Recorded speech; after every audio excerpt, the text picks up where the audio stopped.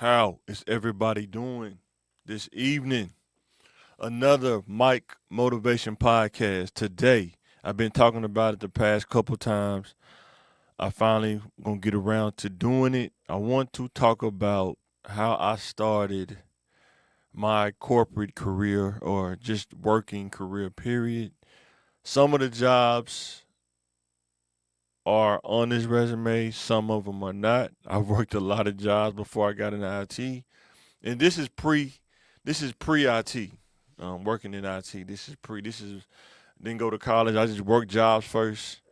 I want to talk about why I talk or motivate the way that I motivate because of the things experienced growing up, whether through inexperience, learning experience, through trial and error, mistakes I made, and things that I learned while working each job.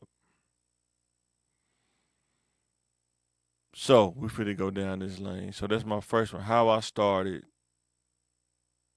in my working career.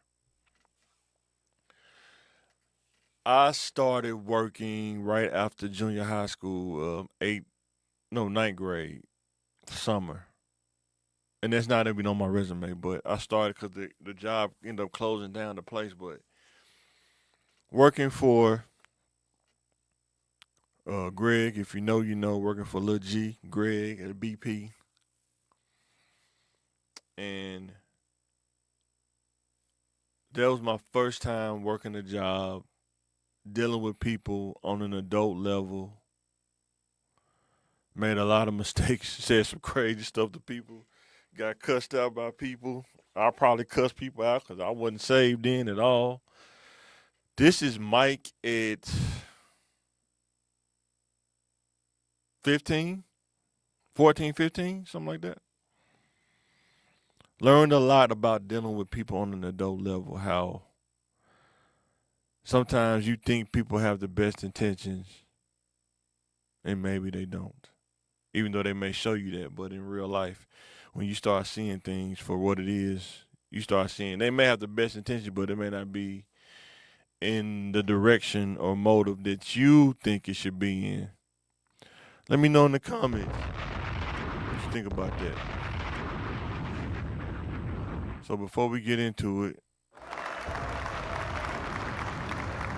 check something real quick. Sorry about that.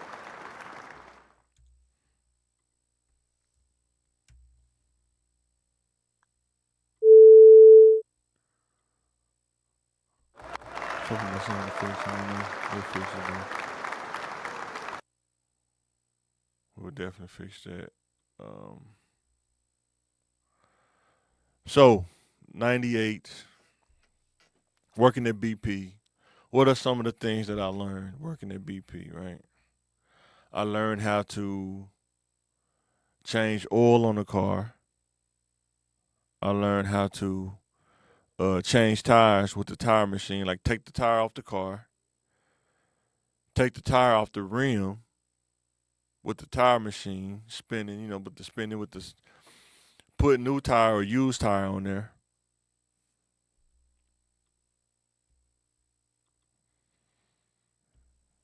How to take money from people, cash register, all that good stuff. But the main skills that I think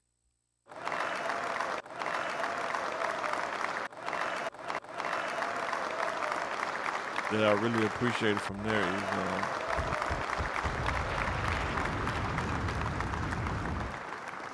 I think one of the things that I learned about that is being able to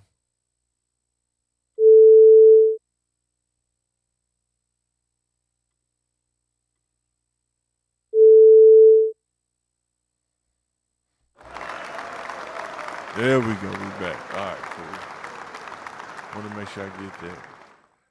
Oh, good God, what am I doing? Yes, one of the things that I learned was pretty much learning how to maintain a car.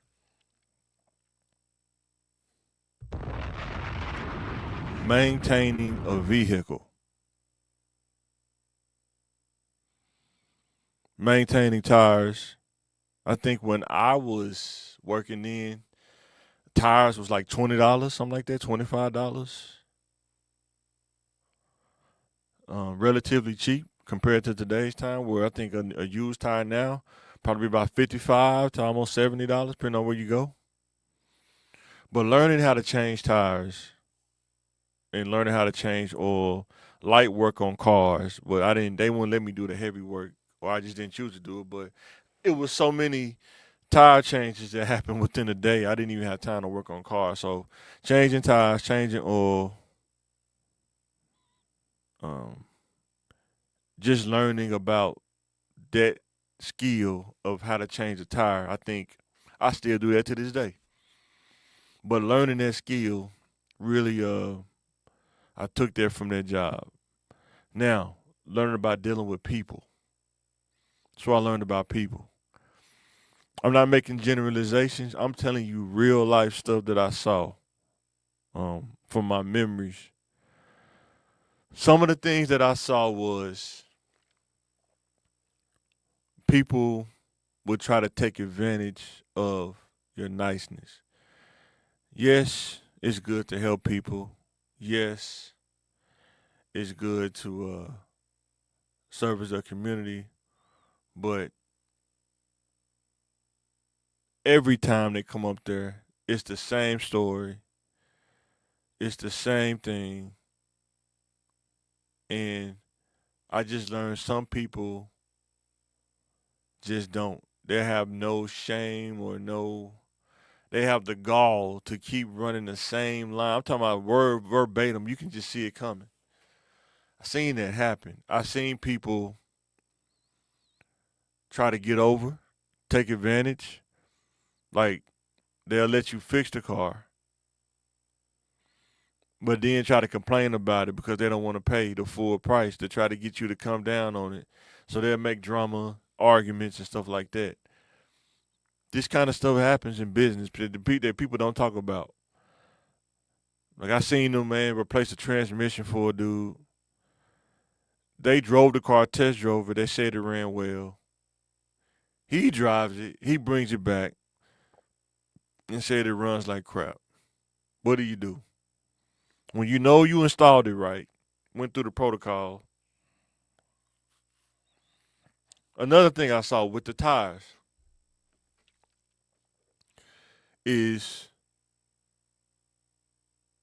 people would do crazy stuff and expect you to bail them out or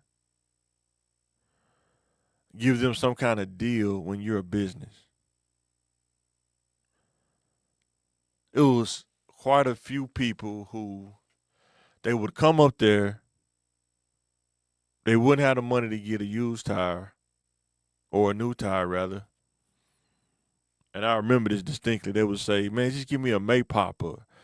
That a Maypop tire means a tire that could pop at any time because it ain't got no tread. You can see the steel.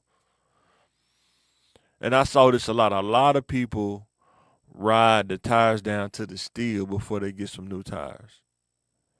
Not everybody. I'm gonna say about maybe 5 or 10% ratio of people who they drive the tires all the way down to where the steel. Like when you change the tire, it may poke you in the hand, the steel wire in the tire. I've had that happen. Oil changes.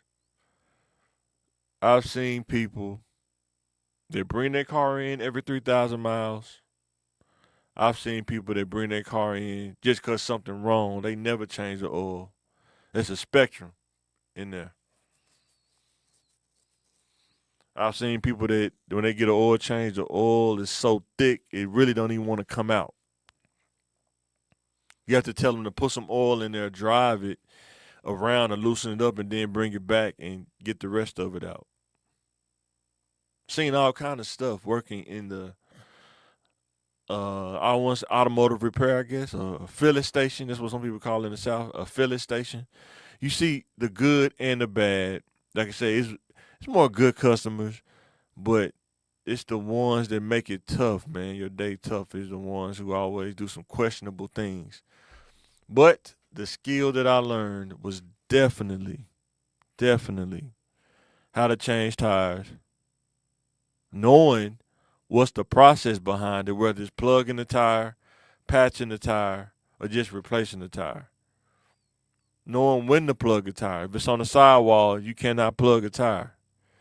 Don't let somebody tell you that you can because the sidewall is too flexible. You're supposed to only plug the tread in the middle of the tire, or right in that middle zone of the tread. But if you do it on the sidewalls, not good. And I seen it happen.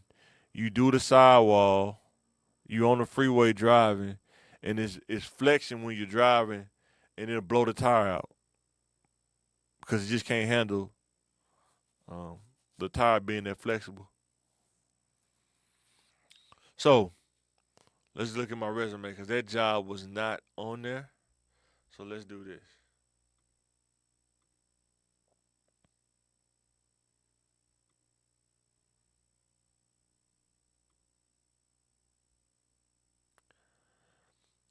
Now, when I was working at BP, I was in high school. I think I was yeah, going to ninth grade. And the thing was, working there, it wasn't like a job that was on the grid. More like an off grid job, working for the family business kind of deal. Wasn't no application. Wasn't no payroll taxes. You just paying me straight cash. And I remember one time I had got paid and I was instead of taking the money home, this is before I had a bank account. I was just had it in my pocket. I was riding my bike home and the money fell out my pocket and I lost it. And I had to tell my mom I lost $300. Man, that's a lot of money to lose. I lost it. Was sick. But remember when I went back to work, he didn't want to pay me. And that's right then when I started to develop the business mind.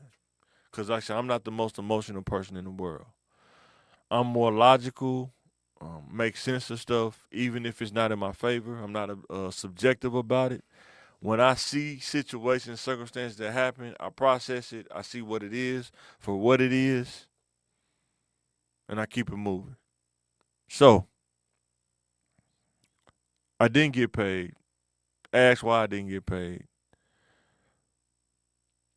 It was brought up that I'm putting food on the table, clothes on your back. I don't have to pay you. No problem. I don't have to work here either. Cause you're gonna do that anyway. So he tried to hit me with that. I went home. I didn't even come back to work. I went home. I looked at it. Hey, it's a business, man. I get it. I was outside chilling. I think I was talking to one of my homeboys or something. My mom came by and said, "Hey, why you not at work?" Told me he didn't pay me. It was that simple. He didn't pay me. He said that he felt like taking care of the house, that was payment enough. I just didn't go back to work. I'm not going to work if I don't get paid. And that's when that life literacy started to happen. Dealing with people as an adult. Was I mad at them? Nope. Wasn't mad at all. It's always business, never personal. You have to look at it from that way. It's a business. It's always business, never personal. It's always business, you guys, never personal. And I'll leave it at that. Sometimes in life, you got to be able to process those kind of things because they come all of a sudden. And sometimes people don't give you a real reason of why they did something. And they don't even have to.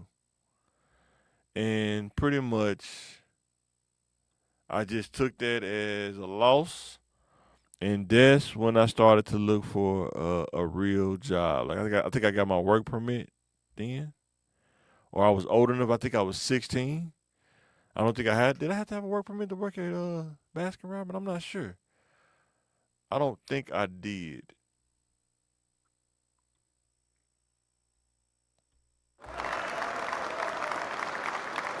All right. So, got that lesson. Didn't get paid. Didn't go to work at BP. Kind of was on and off up there doing that because he was paying me sporadically. I only went back to work when I got paid. I really didn't. He kind of. I probably was fully invested when I first started because he was paying me. I probably was getting paid like maybe $300 or $400 a week or something like that. And then when he slowed down, he stopped paying me as much. I just lost. I checked out. I mean, I probably was there because my mom probably asked me something, but I pretty much checked out. It was a business decision. It's always business, never personal. So I started looking for a real job. I don't even know what made me go up to Baskin Robbins. I think this is before the internet. This is '98. Internet was probably in, but it wasn't as prevalent as it is. You actually had to go fill out an application, and I did. I went and filled out an application before I went to basketball camp in 10th grade. I think it was right before summer, 10th grade summer, something like that. And I got the job.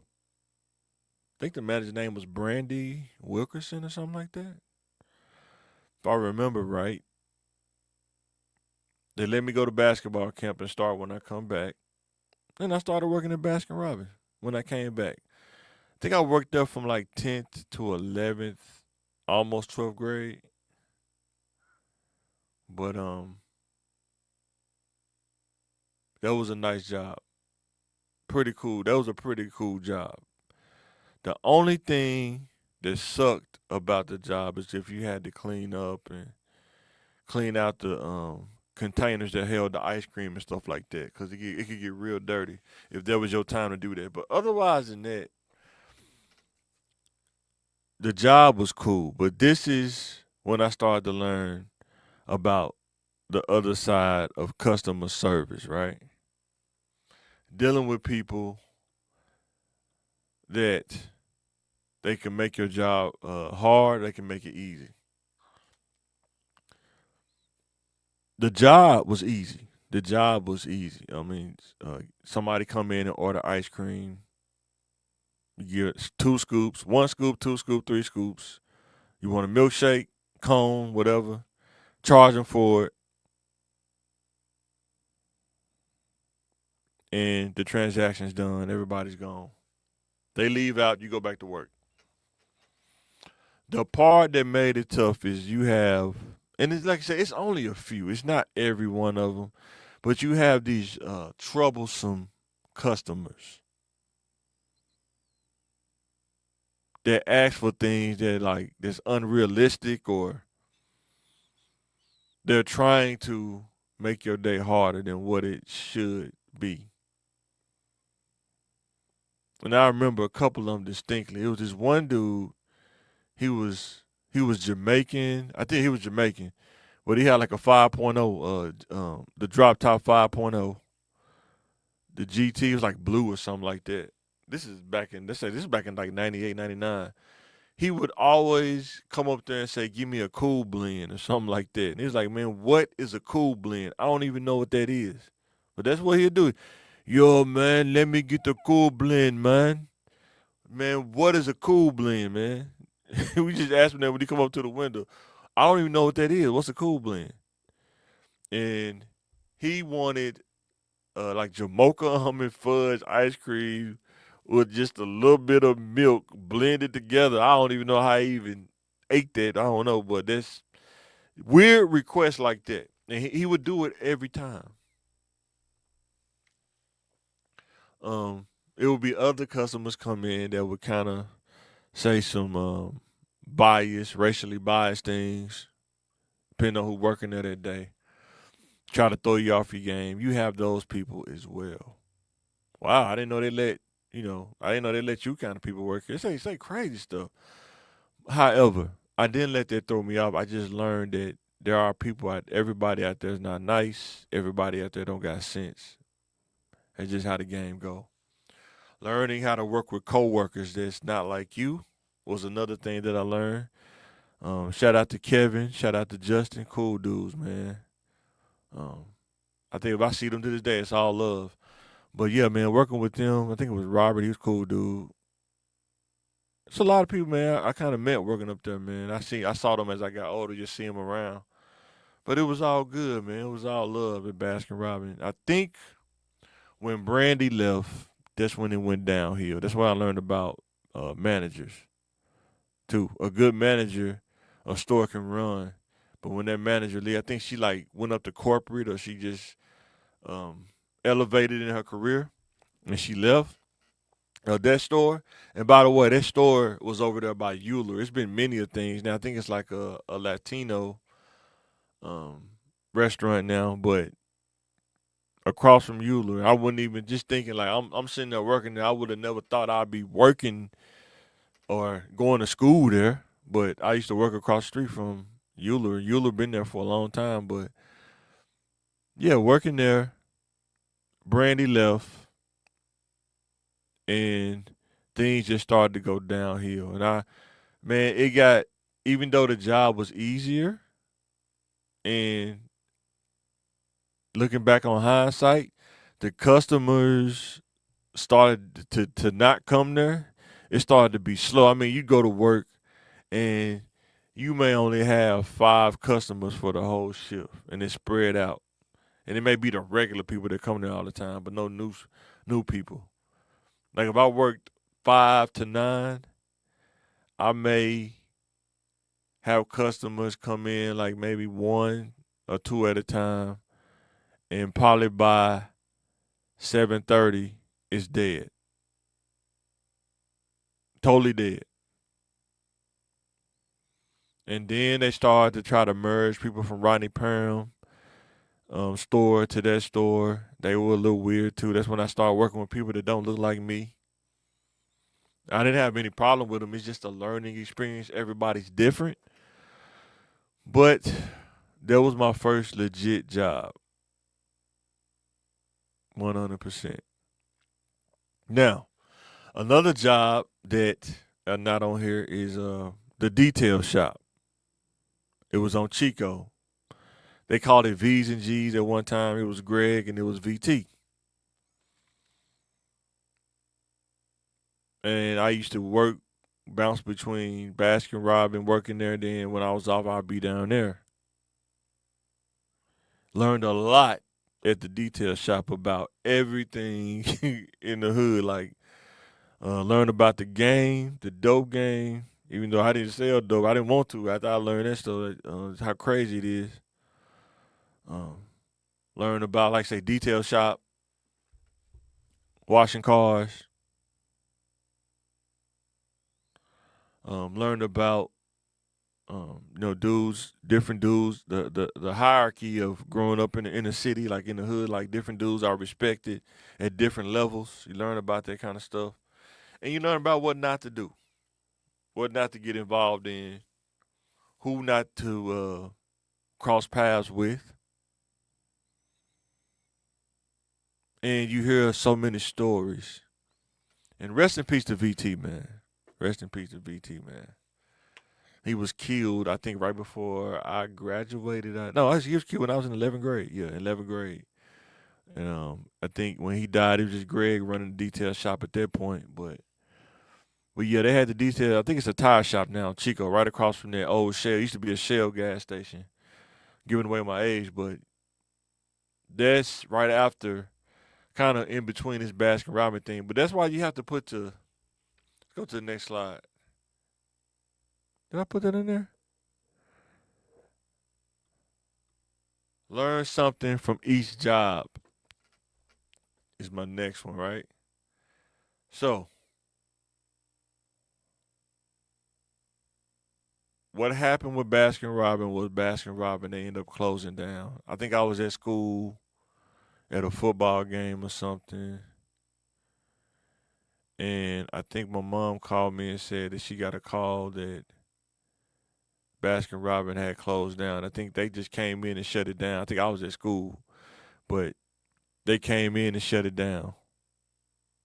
I think I had to go get my last check from like Rodney Perham or something like that, but the Rodney Perham store.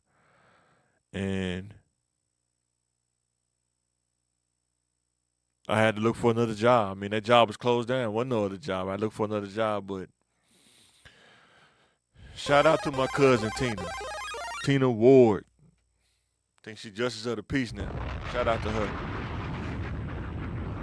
I had worked at this other job, Shakey's, but just didn't work out. It was worked there for a little bit, but just didn't work out. But she got me this job at Subway.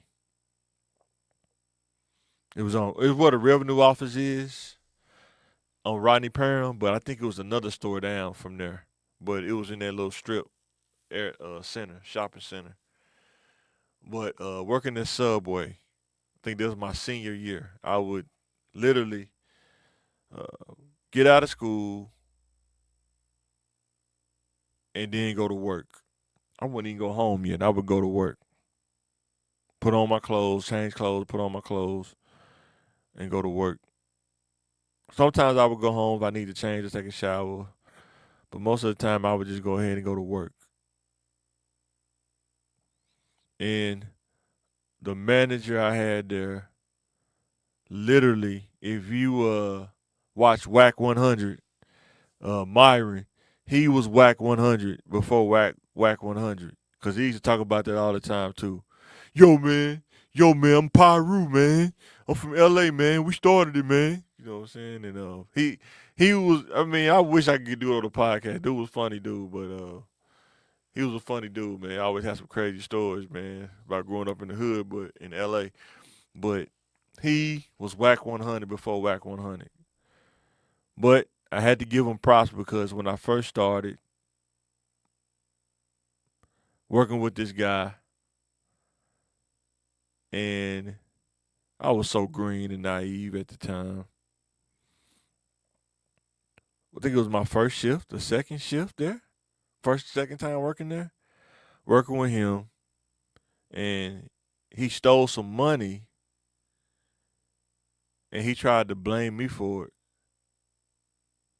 But Myron picked up on game. He was like, "Nah, he didn't do that. You did that. You trying to put it on him." So you did that. I think dude got fired that same night. And then he told me, he's like, "Yeah, man, you just don't seem like a dude that do that, man." So, and I actually didn't do it, but the fact that they just let me know that you really can't trust people outside of your circle or who you deal with because they'll throw you under the bus. So that's the tough part about working in retail, those restaurant jobs sometimes. If it's more than one person in the register, it's hard to be accountable for when something come up missing.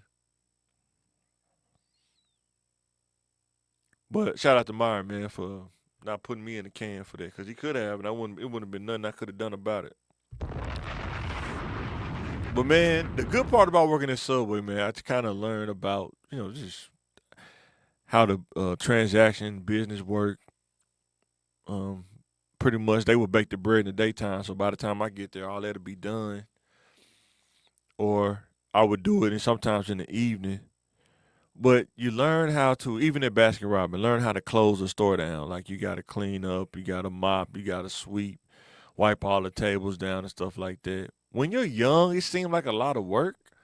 But when you get older and you look back on it, you're like, it really wasn't that much of work, but it just didn't feel like doing it, I guess. I don't know. But you learn about sometimes the back end operations of business when you work at jobs like this, when you get past the making of sandwiches and stuff. They had a point of sale system, not the manual cash register like Baskin Robbins. I think it was kind of more digital touchscreen, some stuff like that. And you had regular customers that come in there too. But I can say that the cool part about Baskin Robbins is when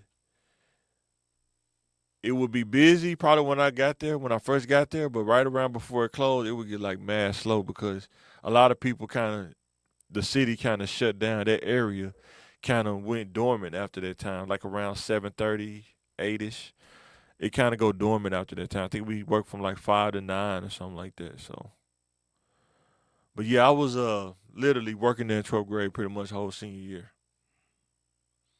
Now, another job that I don't put on there, really two jobs, maybe almost three. Good night. is between Subway and St. Vincent. I worked 2 jobs, but I don't put them on there because they ain't really worth putting on there. I worked at McDonald's on Broadway in North Little Rock, which is still there, because I had a cousin. Shout out to Nelson, man. Was working there. He got me on there. He actually hired me. He got me on there, and that's when I was so young, and I would just do stuff really random. I wasn't thinking. Why would I drive all the way out to North Little Rock when I live in Little Rock? I think my mom even trying to tell me, like, you sure you want to do that? Like, it's a job. But learned a lot about working at McDonald's. That's why I would never work at a McDonald's again. Man, the pace is so crazy at McDonald's. They're always busy, all day. It's all day. Soon as you start to you end, it's people. The line just be jumping. It's almost like working at a trap house at McDonald's. And when I was working there, they didn't have a full staff. They always work with just enough people. So if the person didn't come in, it'd only be you working the line. And that's where I worked at, making the burgers and the stuff like that. And it'll only be me, and I'd be humping it out. But what happened was, shout out to Nelson, man. Dude ended up getting fired, man, for some crazy stuff. He ended up getting fired. And um, I was stuck between a rock and a hard place because I was in there because of him. He got fired. They looking at me like, what you gonna do? So I had to still work there, but I had to find something else. And in between that find something else, somebody I knew. This is why I say it's important to It's always business. it's not what you know, it's who you know sometimes. Shout out to Janice. Sweet Home Connection, Janice Smith. She can cook like no other, but I think she told my mom, probably through my Uncle Danny, rest in peace, Danny, that they had a job opening at this restaurant on Chenal. It ain't even there no more. I think it was Cayenne's at one point, but it was called Vermilion Bistro. I think that's the name of it, Vermilion Bistro. Worked there. I think I washed dishes, and then they kind of had me prep food for them every now and then. Mostly washing dishes. That was a interesting job. The cool part about that job was you working at. It was kind of like one of the restaurants you see like on what's that dude name? Gordon Ramsay. It was like a version of that kind of restaurant, like fine dining. And they had like 3 chefs. Shout out to Hurl. Shout out to Big Cook. And then the executive chef. His name was Mike, actually. That's pretty funny. But used to wash dishes there, and at night. And while they cooking, we go in and grab the dishes and wash them and bring them back to the line so they would have fresh dishes to put the food on and stuff like that. Be humping all night doing that. They would prep in the evening before the night started, probably from like 5 to about 7. Then by 7:30, they'd open up. And then they'd be in there cooking and stuff and entertaining. And next thing you know, it'd be over with probably about 9:30. We close it down, sweep up everything, clean the grills off and stuff. And that job was pretty crazy. They had you doing a lot of stuff, man, for the littles they was paying. I think I was making like $8 an hour or something like that. And I end up leaving that job. Wow, I worked a lot of jobs. If I was to really put all of them on here, it'd be a lot. And going to, I got on. Shout out to Troy, man, Big Troy. Shout out to Big Troy. He was working at Crane when it was on University. I think it's like a what's it called now? Secondhand store now, or Habitat for Humanity, something like that. It's something, but it used to be a Crane car dealership back in the day. I used to work back there in the detail shop, and learned a lot about dealing with people who are in unfortunate situations working at Crane. Troy put me on though, man. I got to give a shout out to Troy, man. He got me on. But working back there was, man, it was crazy. The detail in cars wasn't hard because they had an automated detail machine. And when you drove the car through, all we did was pretty much dried it off, shimmied it, and did the rest of the detail, like, vacuum and stuff like that. The part that made the job crazy was the manager there. I'm just gonna say his nickname. I don't even know his real name, but his name was Box.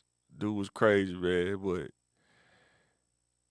I don't know if he had to be that way or his just personality was just that way. But you have some managers, they can make the job harder than what it is. It don't have to be that hard, but they can make it harder than what it is. And he was just one of those kind of dudes. He just tried to. He felt like he had to stay on top of people. He felt like he had to be like ruled with an iron fist. And the thing that was unique about that job that I learned too is that what made me not want to get in trouble is a lot of people that work for him, they were on work release. And the thing about being on work release that I learned from a third person view is that when you're on work release, it puts you in a weird position because your fate can be in your manager's hands. He knows that, you know that, and now you almost are at his mercy. And it shouldn't be that way, but there are people out there that it's like that way. Whether you agree with it or not, that's what I find out about life. Whether I agree with it or not, it is what it is. There are different realities within reality that you have to realize. And that's what I realized. I think I was the only one up there that wasn't on work release papers or like, didn't get out of jail. I had to have a job in order to stay out of jail. And I remember a conversation we had one time. He told me that I'm the only one that he hired. But most of the time he like hiring dudes like that because they gotta work. They have a different work ethic about them because they don't want to go back to jail. And I remember one time, this what kind of drove me to think about looking for another job. Is he came out and talked crazy to me and tried to like dish me one time and say, "Man, watch clean my white walls" or something like that. And I was like, "I'm not cleaning your white walls, no." He's like, "All right, man, go home." All right, cool. I went and talked to the general manager. His name was Mike too. And I said, "Can I get fired for not washing my manager's white walls?" He said, "No, you can't get fired for that." I said, "Well, he just sent me home, and I don't know why, but I just wanted to ask that question." So I guess when I went home, he called me later that day and told me to come back up there and talk to him. He was mad than a mug. We were sitting in this car. He rolled through the car while we were sitting. It's kind of like a mafia movie or so. And he told me, this is fun. I don't know why I'm telling these stories, but it's fun. This is how he tell me, like, you don't go talking to them about nothing. He's like, "Man, you didn't have to go do that. But if I didn't go do that, what would have happened?" And just when I started learning about dealing with people, like the things that you don't know, people will pull on you.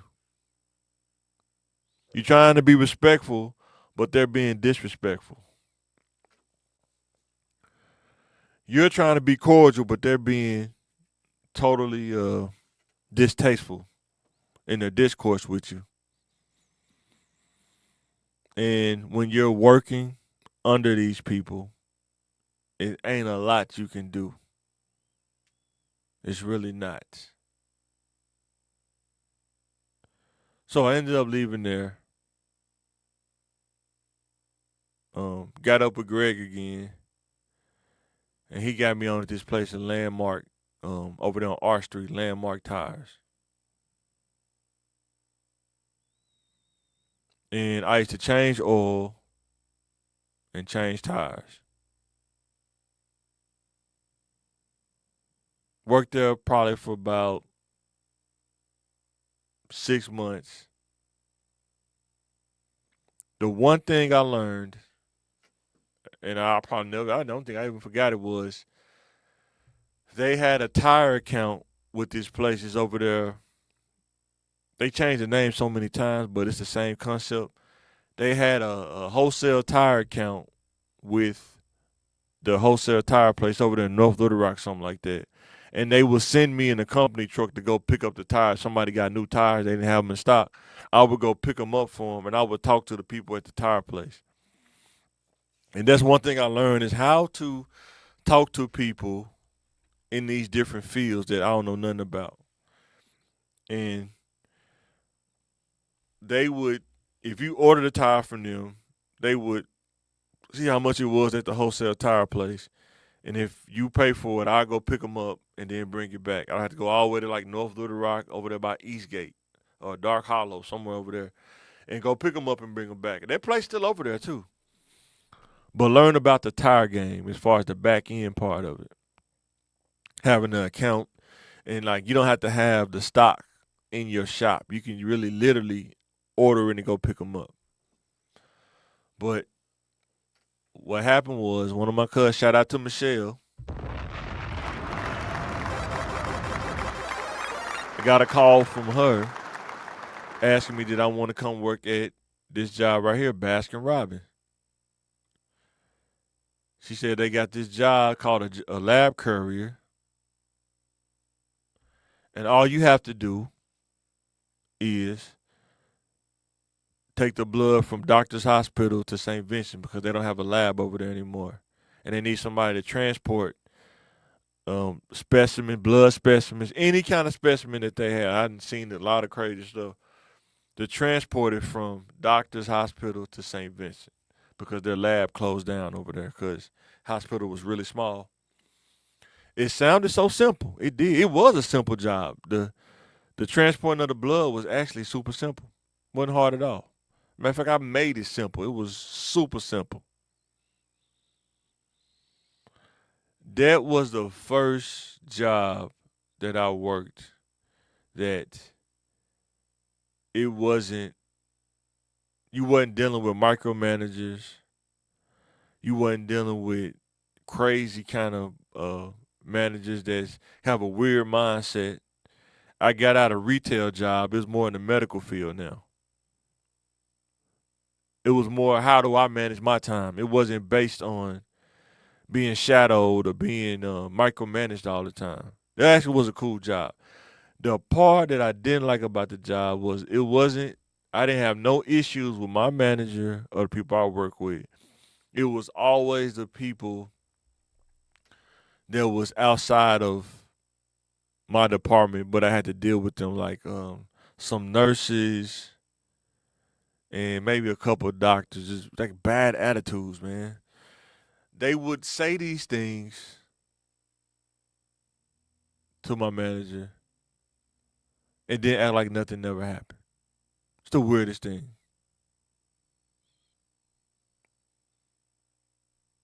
And I would always tell my manager, I knew what was going on, but I would tell her, I don't understand. Like, I'm delivering the blood, it's getting there, but they're making issues about something that don't make sense. It has nothing to do with my performance. It sounds like personal things. And that's when I learned about dealing with haters. You're gonna have haters, no matter the color. Sometimes it could be your own people, or the opposite. It could be apples and oranges. But some people hate on you just because you could make a job look easy, because you're efficient in what you do, make the job look easy. And that's what I dealt with. Like I said, I didn't have no problem delivering the blood. I didn't have no problem. I got complained about because they said I didn't come up there and talk to them. They didn't say nothing about the blood, nothing about the specimen. They just said that I didn't come up there and talk to them, like NICU nurses or something like that, NICU nurses. The weirdest thing is like, why do I have to talk to them? Like, this was, you gotta think, this was when I was 22. I was super. super arrogant, probably super confident, trying to survive in a world I don't know nothing about, learning as I go. Like I said, my father died when I was 12. I was helping my mom pay bills. So my mindset was at a different place. But the job was awesome. And this is when people were starting asking me why I'm not going to college.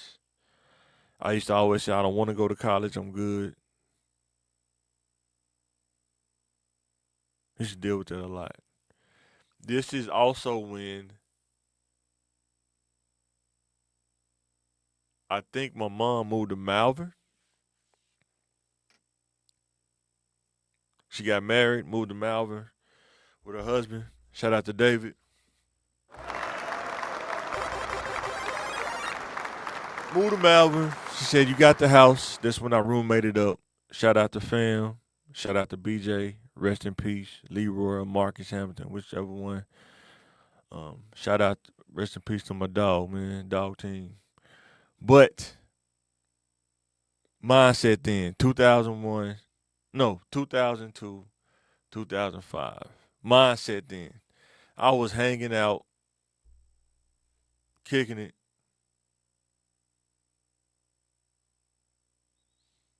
talking to girls, chasing skirts or whatever they call it, chasing tail. I definitely wasn't in the mindset to settle down. I was all over the place. This is when I was probably not in my peak, but pretty close. It was kind of uprising, rising up. Cause when you become an adult and you get out of high school, things change about how dealing with women. They look at you different because you're an adult now. Do you have a job or you got things going for yourself? This is also when I got the Monte Carlo. I had the Monte Carlo then, but this is when I got the rims on my car. I got the 20s when I was working at St. Vincent too. That changed the game too. That's a whole nother podcast, but that definitely changed the game. It was pretty crazy. Some crazy years. So I worked at St. Vincent for about 3 years, as you can see right there. It started off as 7 on, 7 off. Cool schedule. You work 7 days, be off 7 days. Then they switched to like working 8 hour shifts, which kind of sucked. And they didn't want to give out raises no more. That was kind of starting that era where they were saying they in financial bind, so we can't give out raises, but we can give you free backpacks and free barbecue and stuff like that. Like, man, I want the money, man. But I waited it out, and I ended up filling out for a job at Red Cross. And matter of fact, because I knew the person that worked in the blood bank at St. Vincent, I think her name was Deborah. I think that was her name, but cool woman, man. I think I know her name was D. Her nickname was D. But she got me on. She didn't get me on. She told me to fill out for it because she knew they had an opening for a hospital courier, right? And I used to see these kind of guys come up to St. Vincent all the time. And I used to ask them, hey, man, what do you do to get on there? They wouldn't never tell me, but I found out they had an opening. She told me I should go fill out for it. I went and filled out for it, and I ended up getting it. And I ended up putting in like a 2 weeks notice at St. Vincent. Worked out my last 2 weeks. Then I went and worked at Red Cross. Now, I thought St. Vincent was a cool job. Red Cross was an even cooler job. It was super laid back. And my manager, shout out to rest in peace Chuck, man. Chuck was a cool manager, man.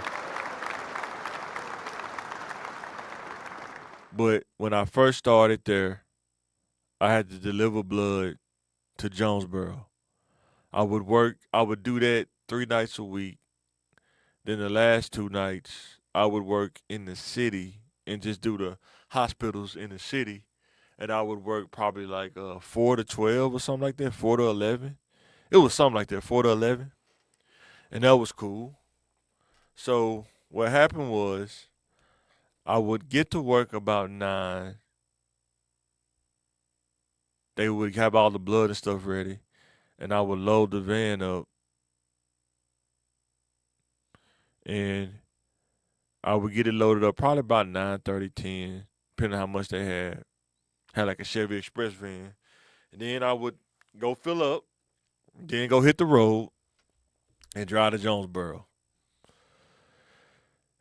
It was a super simple job. The only thing that sucked is you had to make sure that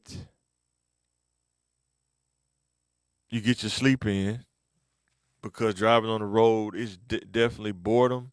Definitely can make. I know for me, I would get sleepy real fast, but I had to make sure I get my sleep in. You also had to be careful. I got a couple of tickets a couple of times, but you had to be careful about driving on the freeway too fast, because the state trooper will probably get you, especially through Searcy and sometimes Batesville, but mostly through Searcy though. You going through Searcy right before you get to Bald Knob, they would always be sitting in that middle area right there. So you had to be careful about that. Another thing is those 2 days a week, I would go and drop off blood at the hospitals. So it was a cool job. The overarching theme too is people would always ask me too, you too intelligent, why don't you go to school? I still didn't do it. You know why I didn't do it? Because I was hanging out too much fun, kicking it with the bros, and just hanging out too much, man. Just thinking I'm living the life. But I don't think I was probably making like $850 then. Wasn't even that much money. But I think I had just paid the car off because had gotten in a car accident at work, working at Red Cross, and I got a settlement and I paid the car off. And I only had to pay for my part of the rent because I was still a roommate at that time too. So, man, I was kicking it. Probably too much. That's why I'm so adamant. That's why I go so hard about telling kids don't waste your time on stuff that's not going to benefit you later. You have to balance your time and invest your time in stuff that's going to give you a return on gain later in life. Only thing I get from that stuff is memories that I probably don't even talk about as much out of respect for my wife. But I could tell you some stories. If she tell me I could do it, I could probably tell you some stories. It'll probably be pretty funny. It'd be pretty crazy.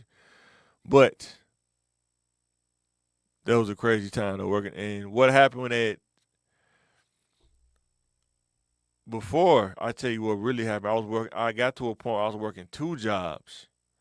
Shout out to my cousin Dee.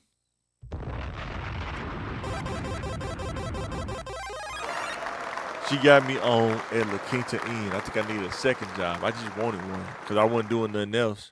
That's why I say, if you got time, man, I should have at least been taking one class a semester, but I didn't. And when you're looking at these years, 2005 to 2009,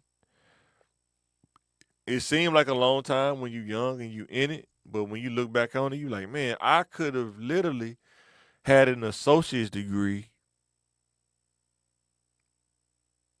at least an associate's degree, while I was working at Red Cross. At least. I was working nights. I could have went to school during the day. When I got off that morning, I could have went right to school then and went to sleep after that. Or I could have just took an online class. Who knows? But I didn't. And that's why I'm saying through hindsight to the kids, please be mindful about your time. Please. Do not waste your time on hanging out, 100% hanging out, because you're going to get older and you're going to realize I got to play catch up now because I'm not making enough. Not from a greed standpoint, but from an operational standpoint. So I started working 2 jobs. I was working at Red Cross at night. I think I had switched shifts because somebody else left. I was working a graveyard shift at Red Cross. and I would go to work at like midnight to about 8 in the morning, something like that. So I had a lot of dead time, and I started working at La Quinta as a shuttle driver from 5 to about 9, something like that. Or was it 5 to 11? It was something like that because I would go from La Quinta right over to Red Cross. And pretty much the shuttle driver job was cool. It's just dealing with pilots and the people the flight stewardess and stuff like that. I can tell you from experience, man, some of the pilots, I'm going to say about 40% of those pilots have a bad attitude. They think they rock stars. It's like, dude, you're just an airplane pilot, man. Calm down. I would always kind of get into it with them. That's when I was really at the peak of my raw years. I really didn't take a lot of stuff from people. I wasn't going to let you get away with it. I wasn't a professional yet. I was still crazy Mike, like, man, you crazy, bro. But yeah, that's who I was at that time, and I didn't take a lot from them pilots, man. I go off on them real quick, and my manager be like, if you just kind of come, like, dude, do you telling me I'm supposed to just keep letting them disrespect me? But I didn't have no sense then. I didn't take a lot from it, and also learned about hate again because there was a dude, a driver there, man. I ain't gonna say their names. There was two of them actually. They would have this envy because I could connect with people they couldn't connect with. I don't know, that's what it felt like. But when I started making money, getting the tips and stuff, I guess they felt like their pockets was getting lighter because people was asking for me and stuff. They didn't like that. So they used to give me them little looks and stuff. And I used to tell them that, why you over there looking at me?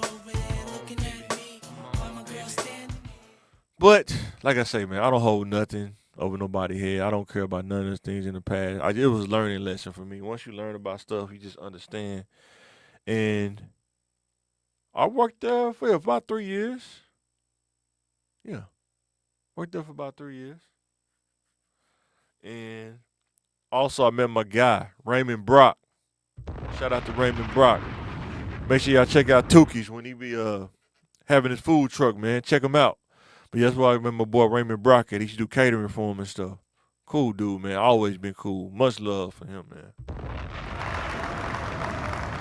So what happened was, during this time, I think this is when I probably went through the most toughest time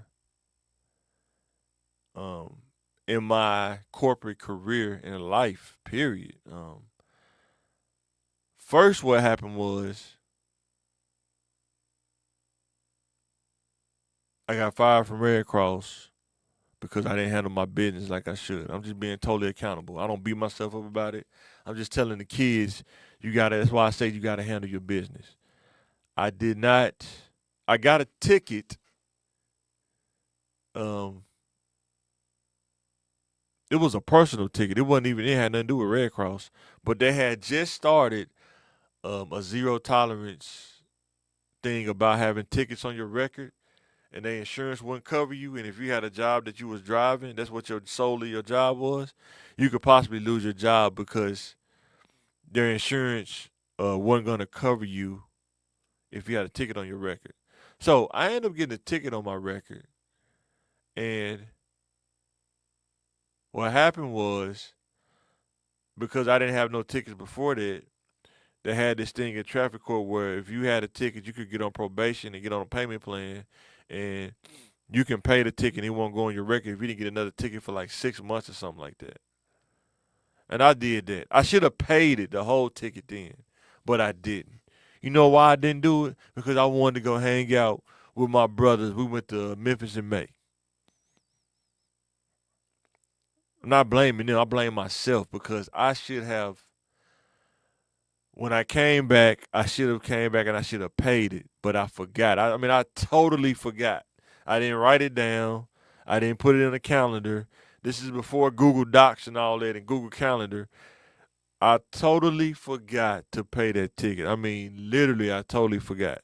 By the grace of God, I didn't get pulled over because I probably had a warrant out for my arrest. When I found out, I called up there, and I was able to pay. I think I pay over the phone or something like that. Cool, squared away. However, it went on my record, and I was thinking, okay, it didn't go on. It's not. I didn't get it by driving through Red Cross. It's on my record. Didn't think nothing else about it. Well, guess what? I think it was around September or something like that. September, October. Yeah, September. That's what I say. September 2009. I was going to work because they needed me to do the Jonesboro thing again because I think somebody got sick or somebody lost their job or something. They needed me to do that because it's hard to find people to do that. I went to work that night, and Chuck was there. And I was thinking, why is Chuck here? He's never here this late. That's kind of weird. All right, cool. I went in there. Chuck was sitting at his desk. Hey, Michael, come in here. Still didn't dawn on me yet. He said, man, what in the world you got going on with your driving record, man? I was like, I don't know nothing going on with my driving record. I know I may have gotten a ticket, but it was on my personal time. It wasn't on company time. And he was like, man, I'm going to have to let you go. Man, my heart dropped. Poof. And I'm about to let you go, man, because the insurance not going to cover you, man. I said, it's personal. It's not company. He's like, it don't matter, man. You got a driving ticket on your driving record. And I learned right then, maybe driving jobs ain't the play no more at this point. If you got to worry about getting a ticket can affect your whole livelihood, maybe this ain't the kind of field you need to be in.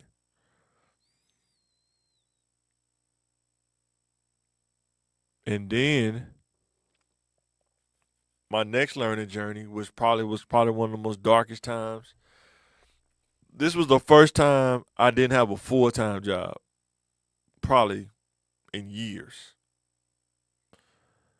I didn't want to go, but thank God for my mom keep leaning in on me, told me if you don't go down to this unemployment office and do that until you find you a job. I thought I'd just find another job, I'd bounce back, but that's not the case. It was not the case. It didn't happen like that. So I got on unemployment, which I should make a whole nother podcast about that. Unemployment, man, is tough. It's one of the most toughest processes. I don't know. It's a humbling experience to go through. And pretty much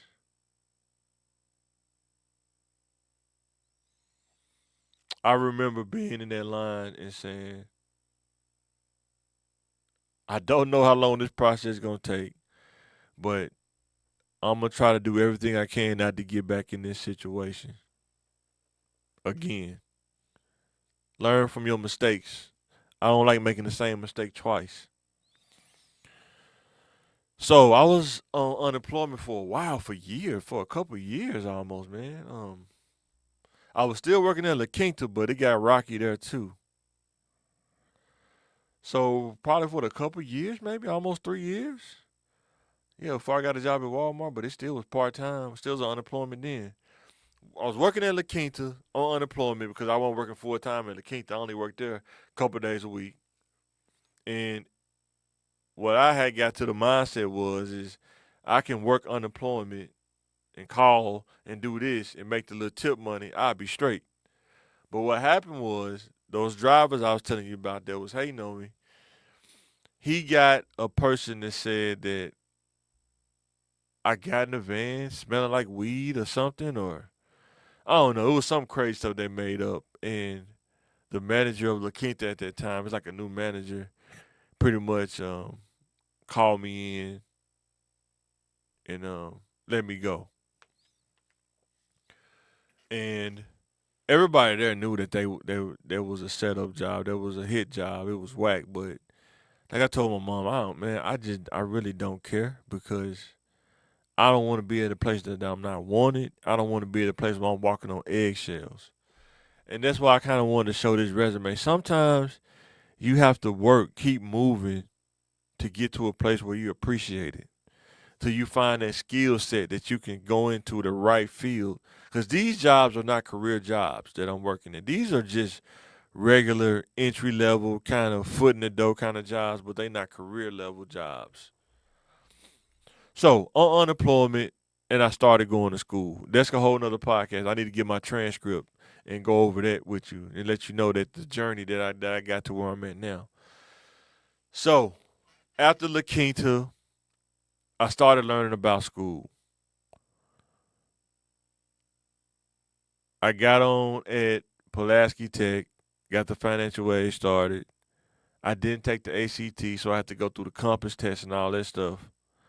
And went to school, was on unemployment, and then right before I started to go to Pulaski Tech in North Little Rock, because I was going to one in Saline County, because I started with collision auto repair first, and then I got into the whole IT part of it.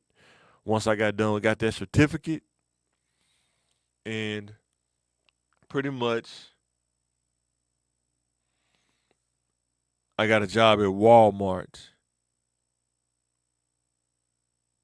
while I was doing that, transitioning between um, going to Pulaski Tech in Saline County, Pulaski Tech in North Little Rock. Got a job at Walmart. You know what's crazy? When I was younger, I used to always say I want to work at Walmart until you actually work there. And then you realize, I don't want to work at Walmart. Like, when you in Walmart and you shopping, you only see it from your perspective, but you don't work there. And imagine having to be up on your feet for 4 hours straight. See, when you shopping, you go in and you shop and you put the stuff in the car and you send back down and then you driving home. When you work at Walmart, you go into Walmart, you go to your station or your area, and you have to be up on your feet for 4 hours, patrolling or making sure clothes and stuff straight, going to the back with stocking and stuff, just all kind of stuff. But if your body is not up for that, it will be a challenge. There were some days where it felt like my back wanted to jump out my body because it's almost like walking on that concrete floor over a period of time. It's like my lower back would just be hurting. And I worked there. I still stuck it out. And this is when I met my wife, Ashley. Shout out to her. She didn't even have to talk to me. I was working at Walmart on unemployment. She didn't even have to talk to me then. She could have said, man, you a scrub, but she didn't. Met her then as well. Now, after I was at Walmart, I think I was headed towards the. And I was going to school full time, working at Walmart too. So you can go to school and work a job at the same time. I got this job at the airport right before I was in the last semester or the semester before, an associate's degree, that third semester. Got that job, and then what I learned about it didn't hit me till later though. But I was on unemployment, and they were supposed to hire me the next week, so I filed unemployment that week. But they called me back and said, "Can you come in a week early?" I didn't think nothing of it. I'm just being accountable. I should have said no because I filed unemployment. But I said, you know what? Whatever come my way, I deal with it later. That's why it's not good to think like that because I paid for it later. Went there, worked. Like I say, the job was awesome. The job was cool. You had more downtime than you probably had like busy time because you had to wait on planes to come in and planes cancel. You still just had to be outside and wait outside for people to come. And you driving this big old shuttle van around the parking lot. You don't even leave the parking lot. The part that sucked about being a shuttle driver was you had snobby people that'll throw the bags at your feet or look at you like you gonna come down here and get my bag. And that's kind of when I was in the height of the mind of Mike, like the craziness. Like, I'm really not taking nothing from nobody. You got me messed up. I was really at that level. I didn't really start really understanding how to be a professional until I got in IT. And I'm not even gonna get into the IT. This is just before I got into IT, and I'm already at an hour, and I'm just casually talking. But working at the airport, what I learned was they was super strict, like Area 51 almost. You had to be on time, which I didn't have no problem with, but you couldn't be no more than 7 minutes clocking in. No more than 7 minutes. If you was 7:08, they'll be calling you to their office saying what happened, and it was only 1 minute. Uh, they had protocols you had to follow. If you go get gas, because you got to get gas on their property, they had like a little gas place. You had to go up to the gate, let the gate open, pull up in there, stop, let the gate close so nobody can piggyback you. And when the gate closed, then you go get gas. If you, I did this a couple times. If you go in and you don't stop and let the gate close behind you, and you just drive straight to the gas tank, you get written up and you can get. I got suspended a couple times, one time too. You can't do it. You got to follow protocol. Even if you in a shuttle van, if you go on the runway, you get fired automatically unless you approve. If not, you're gonna get fired automatically. I had to do that one time. They was doing like a tour for the stakeholders or something like that, or the board, and I had to follow the security truck on the to a T on the airway because if I didn't, I could get fired if I veer off or something like that. So definitely a lot of rules, a lot of strict stuff, and then the managers was kind of weird. Um, that's one thing I think don't get talked about enough. There are managers who know how tough the job can be based on the people that you're dealing with, and I'm not gonna say they take the customer side, but I think they try to play dumb to the fact that you may have 98%, 99% customer satisfaction, but it's the 1% that get the most attention. They don't say nothing about the 99%. It's the 1% that you get called into their office for. And even if you tell them the story that's true and tell them exactly what happened, they still will try to say, man, if you can just appease the customers. I was like, so you want me to accept getting cussed out? Like I said, I didn't understand how to be a professional. I really didn't. And I think I was, what, 20 something? 23, 24, something like that. It was young, man, young. And I think I tried to be a firefighter, but I missed out on the test of the video interview where you just talking to a camera. Hi, now I can talk to a camera no problem, but I was super introverted back then. But I missed it by like 2/10 of a point or something like that. It was like a 69.8. So it was crazy, man. That messed me up. I was super hot behind it. But everything happens for a reason. Everything works together for the good. I got married, working at the airport. I got married at that time too. And I remember like it was yesterday when I got that call to work at the ISP place. I didn't think it was real. I thought it was fake.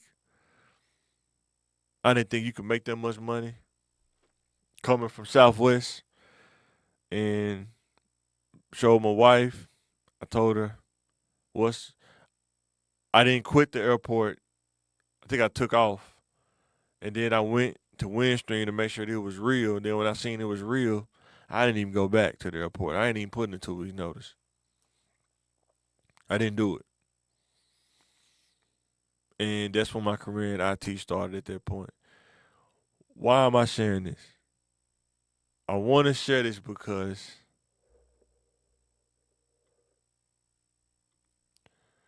you got to understand it's not where you start. It's not where you start. Sometimes you can have a good starting place, but sometimes it may take you down a journey, and you just got to have enough awareness and enough wherewithal and ask God to give you the wisdom to navigate the journey that you're on. Because, like I say, I've had many jobs. I know people that only had one, maybe two jobs their whole life. I can't tell you why I had that many jobs. I wish I could. But what I can say is, when I was younger, I used to think it was a waste of time. But now that I'm getting older, a lot of stuff I learned, the information that I learned. And like I say, when I make these topics, I'm making these topics off of real life experience. I'm not making this off some kind of database that I'm going into.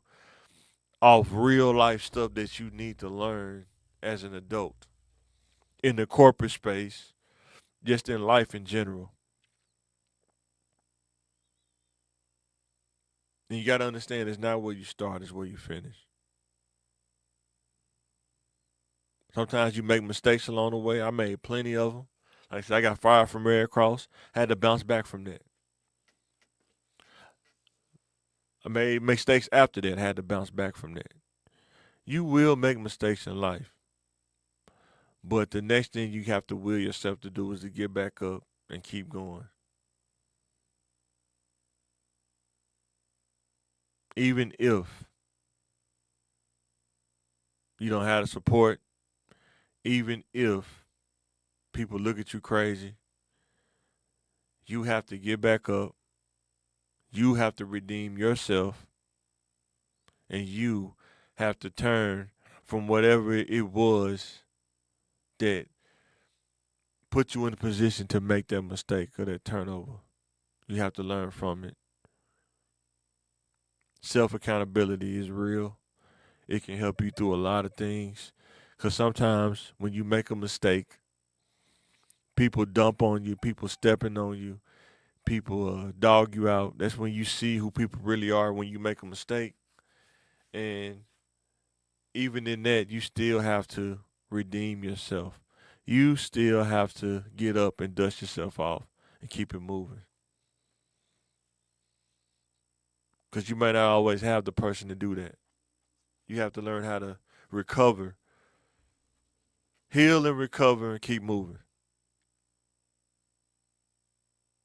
Like I said, I started at Baskin Robbins, Southwest Little Rock, BP, really, BP, Southwest Little Rock on Baseline and Chico on the corner. Now it's a Chinese gas station. Now I'm working in IT, just graduated 4-year degree, 41 years old, a husband, a father, a son, a brother,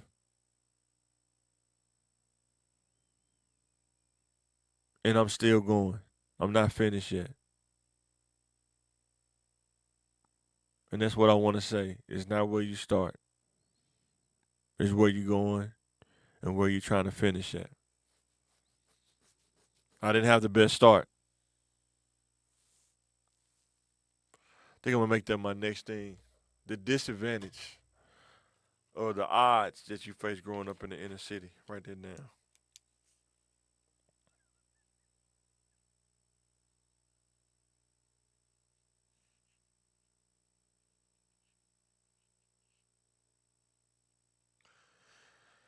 When you grow up in the inner city, there's so much that you don't know.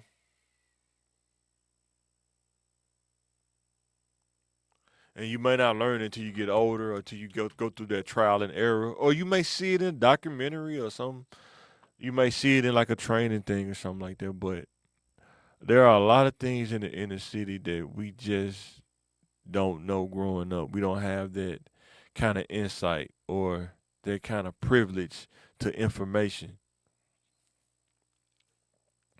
So, with that being said, thanks for watching this. Whoever comes back and watch this, I wanted to share my journey, some of it that I can remember anyway. But sometimes you see somebody, you don't know how far they came. And God had brought me from a mighty, mighty, mighty, mighty, mighty, mighty long way. And I'm not going to sit here and try to tell you that I'm perfect because I'm not, but I am progressing. Don't stop. It's just I'm not perfect. Keep going and say I am progressing. So with that being said, thank God for the journey. Thank God for bringing me a mighty long way. And I'm going to keep going with the wisdom, with the strength, and with the power of God. It's not where you start. It's where you're going and where you finish. So with that being said, thanks for watching. Thanks for tuning in. I'm signing out. And I will catch you on the next episode.